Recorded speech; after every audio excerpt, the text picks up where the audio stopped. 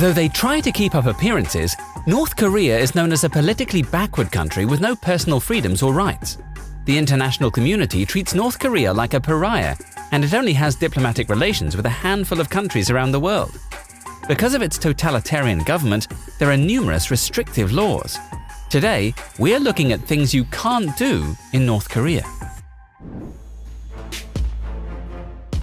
In North Korea, 3 generations of totalitarian leaders have ruled since the advent of the Kim dynasty.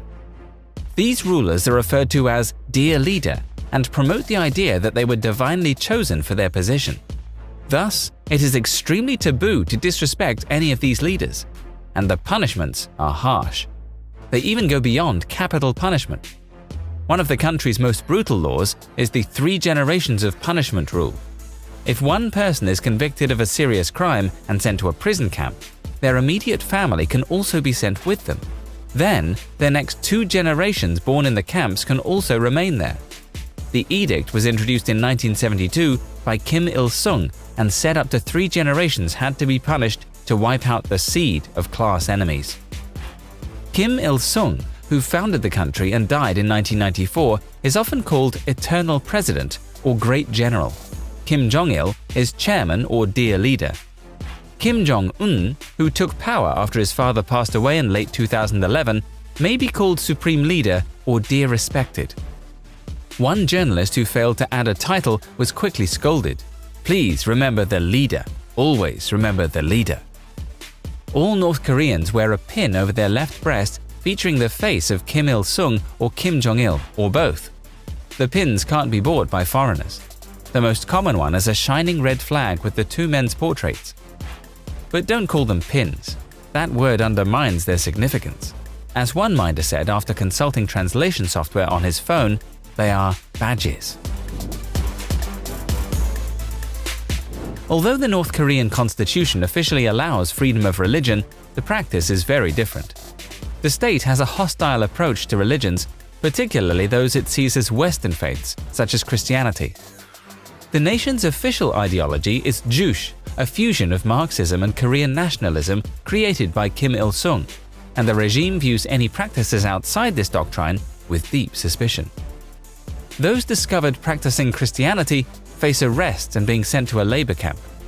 As such, Christians are forced to worship in secret, and some don't initiate their children into the religion due to the risks. Historically, Korea had a large Christian population.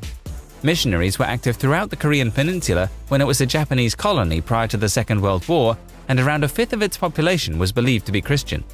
As many as 500,000 of North Korea's current 2.5 million population are estimated to still be Christian today.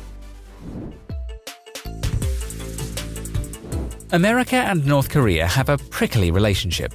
They allowed very limited travel for a period of decades. That all changed in 2017 when North Korea made American tourists illegal. This followed the imprisonment and murder of American college student Otto Warmbier in 2016.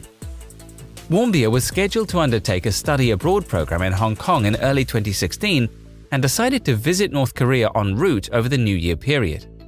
He booked a tour of North Korea with Young Pioneer Tours, a China-based budget tour operator whose slogan is "Destinations your mother would rather you stayed away from."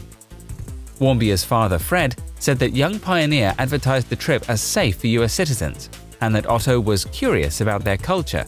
He wanted to meet the people of North Korea.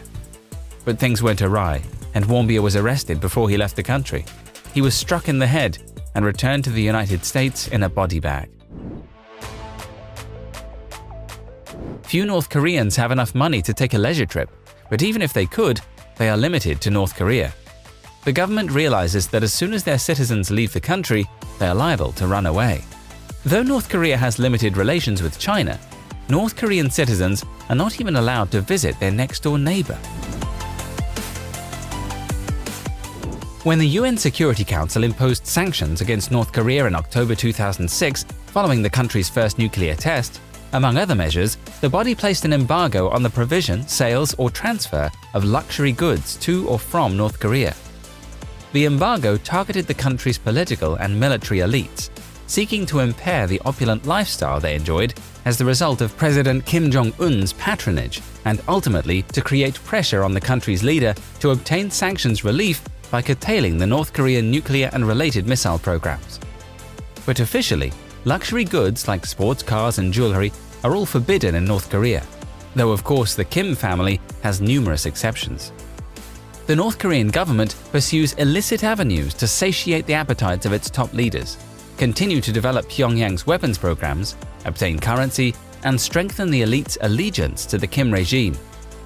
One such way the Kim Jong-un regime achieves these aims is through the acquisition of luxury goods. High-end items such as caviar, wine, liquor, jewelry, and automobiles are acquired through third-party countries to fulfill Kim's penchant for luxury goods and bribe the upper echelons of North Korean leadership to maintain their loyalty to the Kim regime. North Korean elites have no trouble acquiring these goods as long as they have the money to purchase them. The international community has become increasingly aware of the DPRK's surprisingly easy access to these goods, as well as the regime's dependence upon these items to maintain stability and further its political objectives. Men and women in the hermit state have reportedly been given an illustrated guide of approved hairstyles, which have been deemed acceptable by tyrant leader Kim Jong-un. Surprisingly, however, none of the 15 styles appear to match Jong-un's infamous hairstyle. The leader's iconic haircut, nicknamed the Ambitious, appears to be off-limits to the general public. Finnish journalist Mika Mäkeläinen took a snap of two posters which he claims depict the allowed haircuts during a visit to Pyongyang to cover the Day of the Sun, which is an annual public holiday in North Korea to mark the birth of Kim Il-sung 105 years ago. Inspection units are being dispatched to public areas, one source said. With the approach of the 70th anniversary on September 9 of the founding of the North Korean regime, the Central Committee has given special instructions to root out non-socialist phenomena, such as fashion choices and hairstyles that do not fit the socialist lifestyle, the source added. Owning real estate is strictly forbidden in North Korea. In fact, private enterprise of any kind is officially banned in the Hermit Kingdom. Those caught face arbitrary punishment, even though the black market remains one of the only ways for people to get the food, medicine, and other necessities the government often fails to provide. In reality, officials will often turn a blind eye in return for bribes. In recent years, Kim Jong-un has reportedly allowed an increasing amount of unofficial private enterprise in areas such as mining, but any operations are still the property of the state. This unofficial economic liberalization has helped North Korea's GDP grow, although it remains only around 2% of that of South Korea's. Apple products and other Western tech companies are officially banned in North Korea. But like virtually every other law in the country, exceptions are made for the elite. In one of the many staged photographs of Kim Jong-un, the leader of North Korea appears seated at a desk beside what looks like an iMac computer. A fondness for Apple products among North Korean elites wouldn't come as a complete surprise. In 2015, researchers from Germany took a look at Red Star, the country's homegrown operating system, only to find that the design closely resembled the Mac's OS X. Television in North Korea is subject to the Korean Central Broadcasting Committee and controlled by the Propaganda and Agitation Department of the Workers' Party of Korea. A study in 2017 found that 98% of households have a television set. However, there are only 4 stations, and of course, they're all run by the government. North Korean won are essentially worthless, but officially you can't use any other currency. In reality, though, the ruling elite rely on foreign currency. US dollars, euros, Japanese yen, and Chinese yuan have long lubricated the isolated country's struggling economy, which has endured further blows from international sanctions imposed in 2017 and earlier this year to punish the regime for nuclear tests and missile launches under its illicit arms program. The foreign notes offer currency stability and a means for the regime to enhance its coffers in a country whose native bills, North Korean won, are relatively worthless and only used by ordinary citizens for everyday transactions inside the country. Birth control is banned in the country as dictator Kim Jong-un strives to create a bigger population of socialist workers. But businessmen and officials on trips to neighboring China are bringing back condoms to give as presents. Smugglers are also cashing in by selling them to prostitutes to prevent pregnancy and the spread of sexual diseases. Condoms are banned from manufacture or sale in North Korea and are blocked from entry at customs posts, a Chinese North Korean merchant who travels between the countries told Radio Free Asia. He said, "Condoms are very popular with both men and women in North Korea. North Korean officials bring them back home when returning from business trips in China."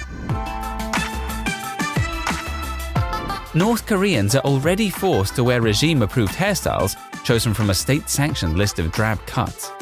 Now they have been banned from having piercings as part of a crackdown on Western culture in the secretive regime ahead of its annual workers' conference.